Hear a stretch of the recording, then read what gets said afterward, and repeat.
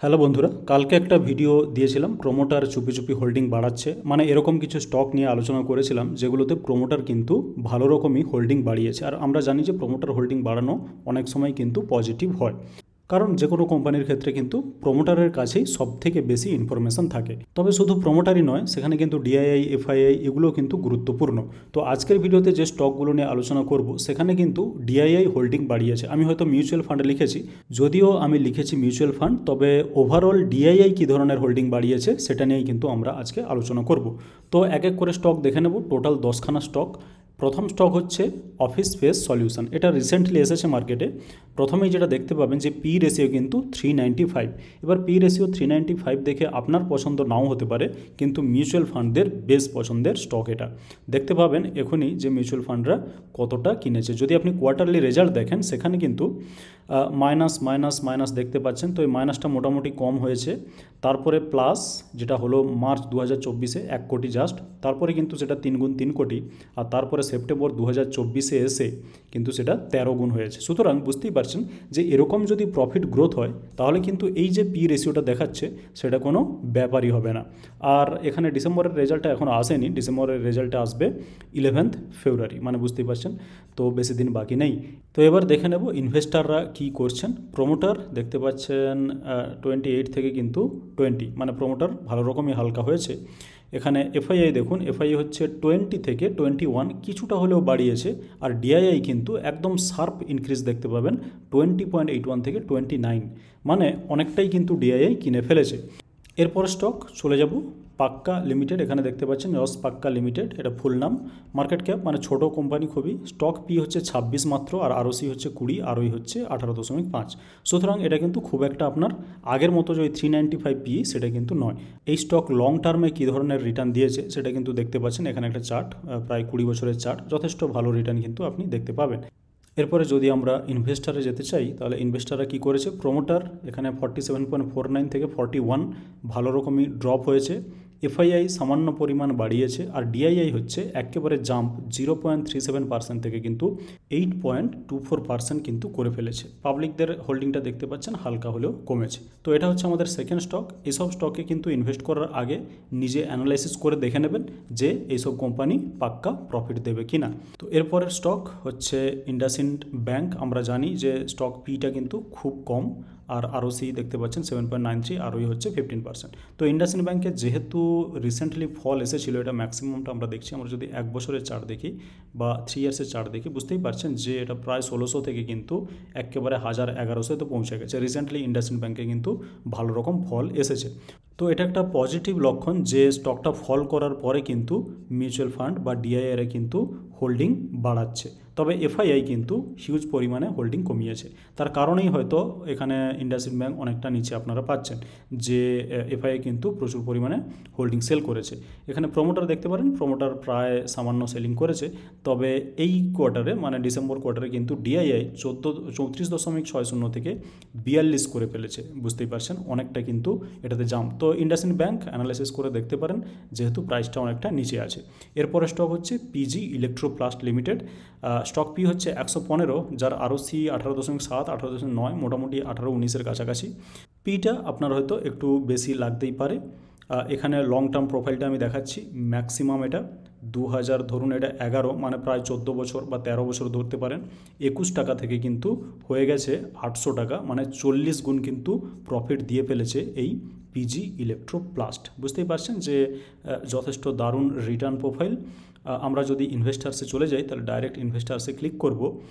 FII দেখতে পাচ্ছেন 10.69 থেকে কিন্তু 10.29, হালকা কিছুটা কমিয়েছে। আর ডিআইআই হচ্ছে একদম 9.8 থেকে 16.22, মানে অনেকটাই কিন্তু জাম্প। আর প্রোমোটার সামান্য কমিয়েছে 53 পয়েন্ট সামথিং থেকে 49। তো এর পরের স্টক এখানে দেখতে পাচ্ছেন সুন্দরম ক্লেটন। ওকে, তো স্টক পিটা নেই, তার কারণ এখানে কিছু নেগেটিভ নাম্বার দেখতে পারবেন। এটা হচ্ছে ম্যাক্সিমাম রিটার্ন প্রোফাইল, এদের বেশি দিন হয়নি। 1511 ডিসেম্বর 2023, মানে 24-এ এখন আছে প্রায় 2400 টাকা মতো। তো রিটার্ন 1 বছরে যেটা দিয়েছে সেটা মোটামুটি ঠিকঠাক। তবে আমরা চলে যাব এখানে ইনভেস্টার্সে গেলে দেখতে পাবেন যে এফআইআই প্রায় নেই বললেই চলে হোল্ডিং, আর প্রোমোটার কিন্তু কমিয়েছে 67 থেকে 61 করে ফেলেছে। তবে ডিআইআই দেখতে পাচ্ছেন 12.64 থেকে 19.87, যেটা কিন্তু আবারও একটা হিউজ জাম্প। এই সুন্দরম ক্লেটনের ক্ষেত্রে আপনারা যদি একটু কোয়ার্টারলি রেজাল্টটা দেখেন, বা আমি দেখাতে চাই অ্যাকচুয়ালি, তাহলে দেখতে পাবেন যে প্রত্যেকটা নাম্বারই কিন্তু নেগেটিভ, -36, -10, -63 অ্যান্ড সো অন। ঠিক আছে, প্রত্যেকটা নাম্বার কিন্তু নেগেটিভ। তা সত্ত্বেও কিন্তু এখানে মিউচুয়াল ফান্ড একটা যথেষ্ট, মিউচুয়াল ফান্ড বা ডিআইআই আমি বলবো, ডিআইআই কিন্তু যথেষ্ট পরিমাণ হোল্ডিং এখানে বাড়িয়েছে 12.64 থেকে 19.87। যাই হোক, এরপরে স্টক একটা ইঞ্জিনিয়ারিং স্টক, সানসেরা ইঞ্জিনিয়ারিং দেখতে পাচ্ছেন। এখানে আমি ইনভেস্ট করেছিলাম অনেকদিন আগে, সেখান থেকে বেরিয়েও গেছি। আরওসি 15.8, আরওই হচ্ছে 14.7। এখানে স্টক পিটা দেখতে পাচ্ছেন যে 40 প্রায়, তো 40 একটু হাই পি। আর রিটার্ন প্রোফাইলটা যদি ম্যাক্সিমাম টাইমের জন্য দেখতে চান তাহলে এইরকম কিছুটা দেখতে পাবেন। 21 সাল থেকে, বেশি বয়সের হয়নি। তো যাই হোক, প্রাইসটা কিছুটা কিন্তু কমে এসছে, 1600 থেকে প্রায় 1200 রেঞ্জে চলে এসেছে। এরপরে আমরা দেখে নেব ইনভেস্টার কী করেছে। ইনভেস্টাররা প্রোমোটার দেখতে পাচ্ছেন 34 থেকে 30, মানে প্রোমোটার কিন্তু কমিয়েছে। এফআইআই হচ্ছে 19 থেকে 20, মোটামুটি একটু হালকা হলেও বাড়িয়েছে। আর ডিআইআই বেশ খানিকটা বাড়িয়েছে 5% মতো, সেটা হচ্ছে 32 থেকে 37। তো সুতরাং এই ধরনের স্টক, ইঞ্জিনিয়ারিং স্টক ভবিষ্যতে করতে পারে। এবং সানসেরা ইঞ্জিনিয়ারিং একটু স্পেসিফিক কাইন্ড অফ ইঞ্জিনিয়ারিং করে, সেটা হয়তো সেরকম কোম্পানি কিন্তু খুব একটা বেশি লিস্টেড নয়। তো তারপরে স্টক একটা গ্যাস সেক্টরের স্টক দেখলে হয়তো আপনার অ্যাট্রাকটিভ লাগতে পারে, কারণ আরওসি হচ্ছে 36, আরওই হচ্ছে 27.8, আর স্টক পি যেটা সেটা হচ্ছে 12.7। এবং স্টক প্রাইসটা দেখতে পাচ্ছেন যে প্রায় 2000-এর কাছাকাছি ছিল, সেখান থেকে কিন্তু একেবারে ড্রপ হয়েছিল 1100 পর্যন্ত, তারপরে সেটা 1300 থেকে 1400-র মাঝামাঝি মোটামুটি আছে। এখানে ম্যাক্সিমাম রিটার্ন প্রোফাইলটা দেখলে কিছুটা এরকম দেখাবে। এটা হচ্ছে 2016 সাল। এই স্টক হয়তো সেরকম অ্যাট্রাকটিভ কিছু রিটার্ন দিতে পারেনি, তবে এখন যদি আপনি ভ্যালুয়েশনটা দেখেন তাহলে কিন্তু স্টক পি 12-তে পাচ্ছেন আপনি, যেখানে আরওসি আরওই কিন্তু যথেষ্ট চড়া। তো এই ধরনের একটা স্টকে ইনভেস্টাররা কী করেছে আমরা একটু দেখতে চাই। 32.50 এটা মোটামুটি তাই থেকেছে। প্রোমোটারের হোল্ডিং সেম, এখানে দেখুন 34 থেকে 25 হয়ে গেছে কিন্তু এফআইয়ের হোল্ডিংটা। সুতরাং এখানে কিন্তু অনেকটা ড্রপ হয়েছে এফআইয়ের হোল্ডিংয়ে। আর ডিআইআই কিন্তু 15 থেকে করে ফেলেছে 21, মানে যথেষ্ট একটা বড় জাম্প। আর গভর্নমেন্টের কিছু স্টেক তো আছে, সেটা 10%, সেটা কিন্তু সবসময় আমরা দেখতে পাচ্ছি যে লাস্ট বেশ কয়েকটা এখানে দেখতে পাচ্ছেন কোয়ার্টারে কিন্তু সেমই থেকেছে। যাই হোক, এটা হচ্ছে শেয়ার হোল্ডিং প্যাটার্ন। ডিআইআই কিন্তু জাম্প করিয়েছে, তবে এফআই কিন্তু কমেছে। এরপরে দেখতে পাবেন ওয়ান্ডারলা হলিডেজ, স্টক পি এখানে 38, এগেন একটু বেশির দিকেই। আরওসি হচ্ছে প্রায় 20, আর আরওই হচ্ছে প্রায় 15 মতো।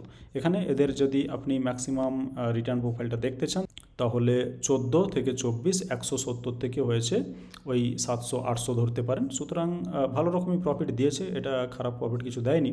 আমরা চলে যাব ইনভেস্টাররা কী করছে সেটা দেখার জন্য।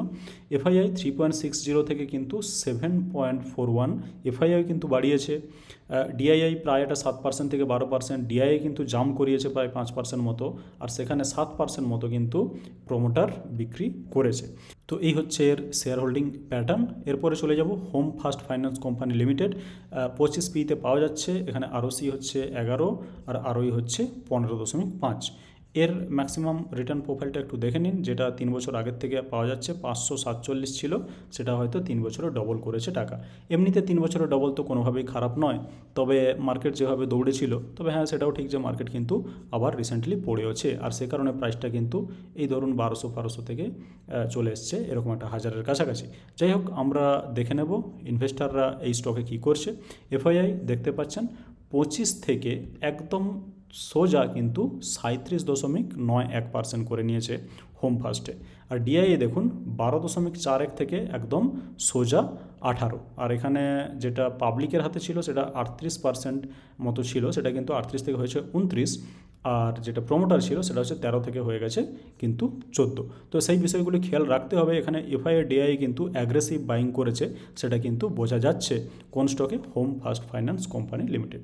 এরপরে আপনাদের অনেক পরিচিত স্টক, সেটা হচ্ছে এমটার টেকনোলজিস। আইপিও আসার পর থেকে কিন্তু ভালো রকমই দৌড়েছিল। স্টক পি 122, আরওসি হচ্ছে 11, আরওই হচ্ছে 8.37, মোটামুটি কমের দিকেই। যদি আপনি চার্টটা দেখেন লাস্ট 5 বছর, এটা ম্যাক্সিমাম চার্ট এটাই হবে। তো আপ ডাউন, আপ আবার, তারপরে আবার ডাউন হয়ে কিন্তু হতে পারে যে সুযোগ দিচ্ছে, তবে ইনভেস্টাররা কী করছে সেটা দেখলে একটু বুঝতে পারবেন। 7.81 এফআইআই সেটা হচ্ছে 7 হয়ে গেছে, ডিসেম্বর কোয়ার্টারে একটু কমেছে। তবে ডিআইআই কিন্তু 6% মতো, 17 থেকে 23 6% মতো কিন্তু হোল্ডিং বাড়িয়েছে। আর সেখানে প্রোমোটারের হোল্ডিং কমে গেছে প্রায় নয়, এক্স্যাক্টলি 5%। তো এইভাবে 10টি স্টক আপনাদের সঙ্গে আলোচনা করলাম। প্রত্যেকটাই দেখতে পাচ্ছেন যে ডিআইআই কিন্তু যথেষ্ট পরিমাণ মাল কিনেছে। তবে হ্যাঁ, এটা মাথায় রাখতে হবে যে ডিআইআই যেমন কিনেছে, প্রায় প্রত্যেকটা স্টকেই কিন্তু আইদার প্রমোটার কমিয়েছে অর এফআইআই কমিয়েছে, ঠিক আছে। তো সব কিছু একসঙ্গে পাচ্ছেন না আপনি। ডিআইআই বাড়িয়েছে ভালো কথা, সুতরাং আপনাকে কিন্তু এই স্টকগুলোকে নিয়ে ফার্দার অ্যানালাইসিস করতে হবে এবং তারপরে কিন্তু ডিসিশান নিতে হবে। আমার পার্সোনালি এখান থেকে এই ধরনের এই যে 10টা স্টক আজকে আলোচনা করলাম, এখান থেকে যেগুলো পছন্দ সেটা হচ্ছে এই ফাইন্যান্স কিছু স্টক যেগুলো আমরা দেখলাম, সেগুলো আমার বেশ পছন্দ। তবে আমি সেগুলোকে আরও ফার্দার স্টাডি করতে চাই, আর স্টাডি করার পরেই সেখানে আমি ইনভেস্ট করার কথা ভাবতে চাই।